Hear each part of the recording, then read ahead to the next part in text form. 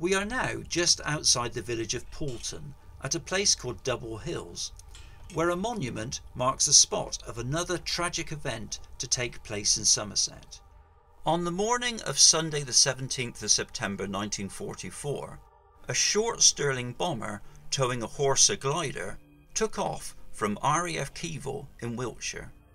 It was part of the spearhead of the first airborne lift to Arnhem during Operation Market Garden. On board the Horsa were 2 members of the Glider Pilot Regiment and a unit of Royal Engineers.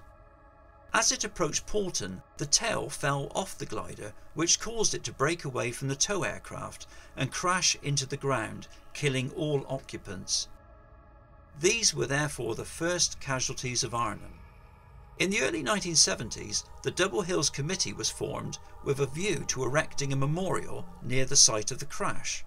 From the onset, the driving force was Peter Yeates, who, at the time of the tragedy, was 7 years old and living in the PAULTON area.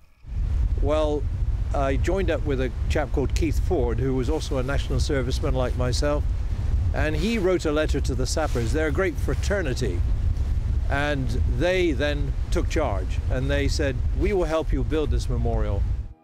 The committee's dedicated work came to fruition when on the 23rd of September 1979 the memorial was unveiled by Major General Roy Urquhart, who had commanded the 1st Airborne Division at Arnhem, and the inaugural service was held.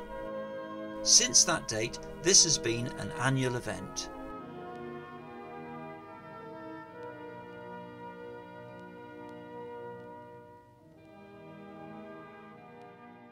Roy Cleves, another national serviceman, you see how important they are. He was a sapper and a builder. He was also inspired by this memorial, and he wanted to put a statue of this airborne sapper immediately here in Nailsea.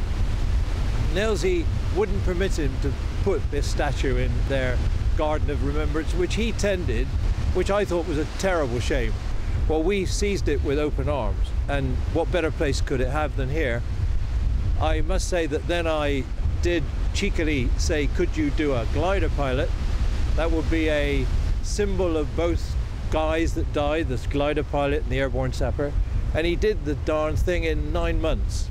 And as the Chief of the Defence Staff, General Wall, said when he came to see them for the first time, this is perfect. And it is a perfect memorial. All 23 victims of the Double Hills tragedy were buried with full military honours and now lie interred at the Milton Road Cemetery in Weston-super-Mare.